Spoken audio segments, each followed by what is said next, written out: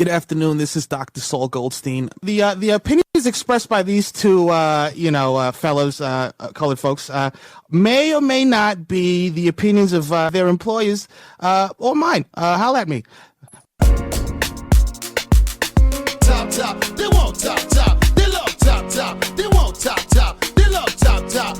If I speak, I am in big trouble. In big trouble. And I don't want to be in big trouble. So, for the U.S. men's national team, there was a lot of conversation about why Gio Reyna was not playing. We definitely needed him. We certainly could have used some offensive spark in all of our games. But Gregg Berhalter had other plans for Gio Reyna, and he did not play. Come to find out, after the tournament, there was some well, not even after. There was some tweets coming out during the tournament, just before they exited. But then after, we really found out that Gio was definitely in some hot water with the coach, was almost sent home. And then Gregg Berhalter blabbered about it on a panel about leadership, which is, bro. Ken, before I deliver my thesis on this here happening, what are your thoughts? I think this comes down to like two connected but separate issues, right? The first one is Gregg Berhalter's lack of dealing with essentially superstar athletes, right? So we're dealing with the quote unquote most talented generation of U.S. men's national team players ever, Mm-hmm. right? So these guys are routinely in and out of the top clubs in Europe, right? So that's a very high level of professionalism that they're dealing with over there, right?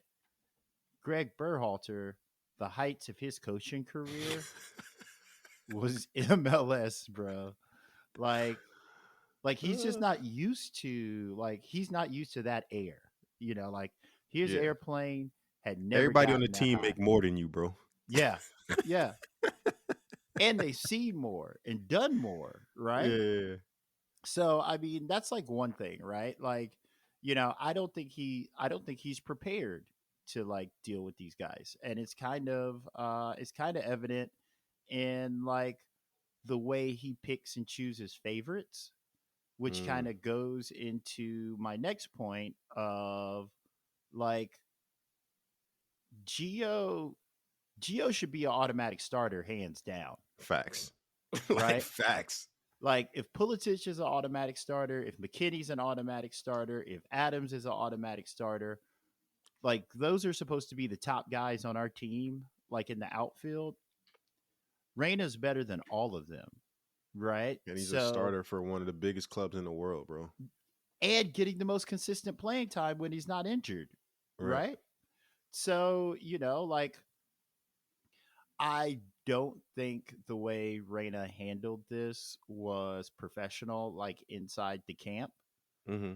but it's 100% understandable when you look around and you see all these other guys who are at clubs that like aren't really like except for maybe McKinney, none of these other guys are getting consistent minutes at their club, right? Like Reyna's the one that is like always getting consistent minutes. Like, everybody loves him in Dortmund, like he should be penciled in whenever he's healthy, he should be playing. And Right. the idea that Gregg Berhalter says he doesn't fit his system, like, like in the words of Michael Jordan, like fuck them kids, like fuck your system. like like you're not here to show like how big of a brain you have. You're Mm-hmm. here to make all of these pieces work.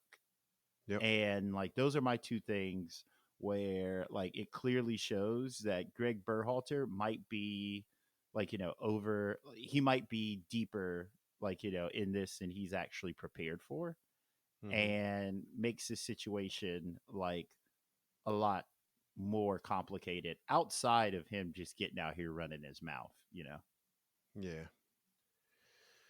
Oh man. So I guess I'll try to break this up two and two. Okay. For Gio Reyna, you made a mistake, man. Um, I'll lead with that. I'll say he made a mistake probably because one, he's super passionate, he's young, and he wants to contribute not just for himself and his legacy, but for his dad and his legacy. Like he is a Reina. It's like my dad did this. I want to ball out and contribute and add to the legacy of the Reina name. I think. I don't know that, but I would think that, right? His father and him are very, very close. Obviously, trained him up, raised him up, made him a great, great player. On the flip side, you have Greg, who's like, yeah, bro, you're not really going to be a part of the plan here, but we're bringing you anyway. So, his mistake was not just sitting with that and doing what he normally does in training and giving what he's supposed to give. I get it. But that's sports, man. Sometimes shit just happens, and it happened. For Greg, you made a mistake, man.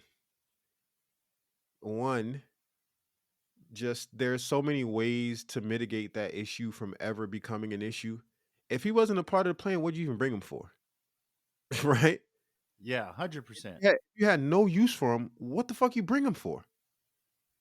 You you trying to humble him for what? Like, what the fuck does that have to do with anything? If you did want to play him, but were just trying to teach him, like I don't know what the fuck the point is. Like that shit was just weird off rip. So there's that. That's one mistake. The second mistake was you go to this panel discussing leadership and you do one of the most unleader like things you can do, which is throw anybody at all under the bus. Like, Facts. yeah, to say what he said, like I get that he was trying to be nondescript, but like as soon as it came out, like everybody knew, like this nigga talking about Gio. You already seen. Well, I can't say that he's seen. He was surely preoccupied with the World Cup and getting his team prepared and blah blah blah. But it was also out in public media from Eric Winalda that hey, there's a rift between Gio. Shit's not going right. So everyone put two and two together, knew he was talking about Gio. But my whole thing is he shouldn't have been saying anything at all. What happens in your locker room stays in your locker room. If you needed to tell that story for whatever reason, I feel like there are other ways to tell it.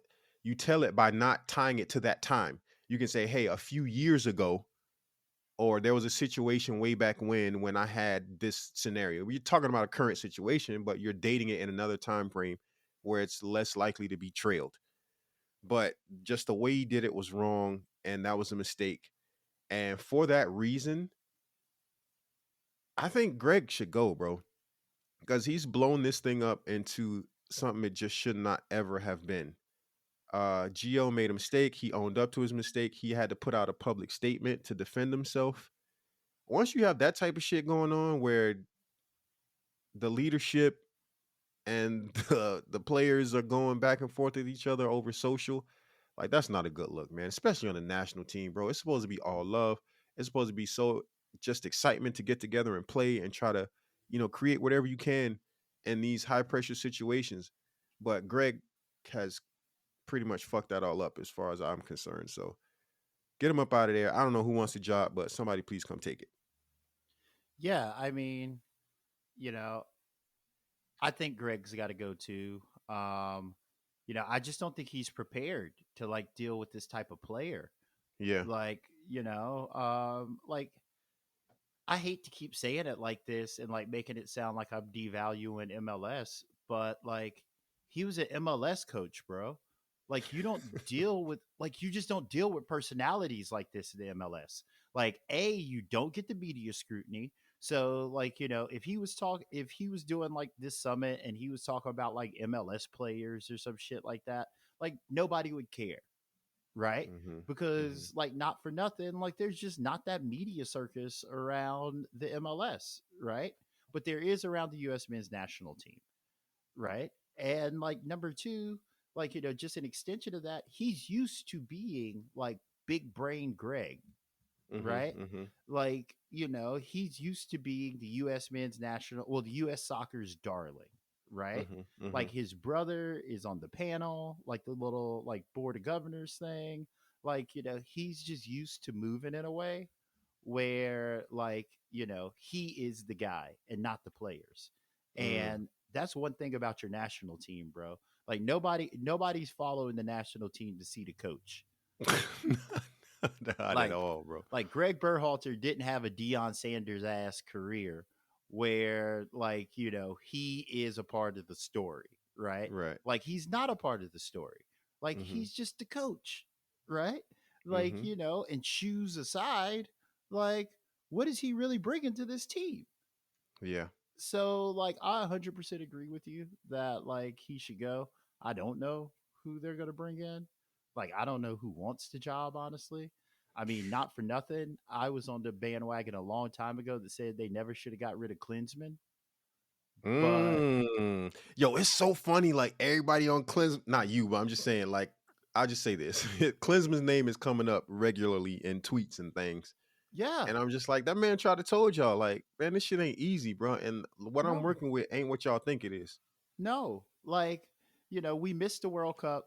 Like, my hot take is we missed the World Cup last cycle because we got rid of Klinsman.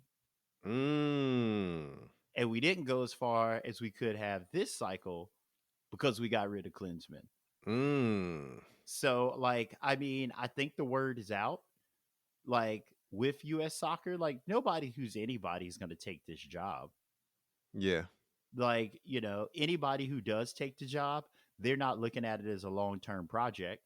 They're looking at it as a, like, image rehab because, like, this is the type of job you take as an image rehab. Yeah. And like, not for nothing, I wouldn't be surprised if like someone like Henri takes this job or like someone like Roberto Martinez takes this job, like someone Mm. who's clearly like underperformed on like a big stage and like needs to do this to like rehab their career. Mm. Because like you're not going to get a superstar coach to come in. Because why? I have a suggestion. I What? have no idea if or how this will work, but I want to say it anyway. Jermaine Jones. I mean, I could see it. I could see it working. Has he been coaching anywhere else now? So he got all his licensing. He had a very brief stint at New Amsterdam FC here in New York. I want to say that lasted all of like 3 weeks. Yeah. I don't know what happened. I think I have no idea what happened. Maybe I'll try to ask him if he goes on live again. I'll be like, yo, whatever happened with New Amsterdam? You were here and then you were gone in an instant. But yeah, I know that he's been getting up his licensing so that he can get a coaching role. I don't know if he's done anything more steady since then because I just haven't really seen him on social so much. But yeah, I think that would be interesting if he could, make the case. Well, I mean, I would like to see that, like, just in terms of like, the fan in me. But like, that's the type of level of person, if they get rid of Greg, like, who's going to be in for this job? Right? Yeah, Like, nobody established is coming to take this job. yeah. Like, you're not going to get rid of Greg and then all of a sudden, you got like Pep walking through that door. Right? Like that shit ain't happening, bro. So Yeah, like, people talk about Jesse Marsh, like keep him far away from this team. 100%, bro. Far away from this team. Please right? no. So like, I don't know, man, but I think like the growing consensus is that like, Greg's time is up. Yeah. Thank you for checking out Chop Soccer Pod Short Corners. For more, check us out on Twitter @Chop Soccer Pod and Instagram @Chop Soccer Pod. You know the vibes.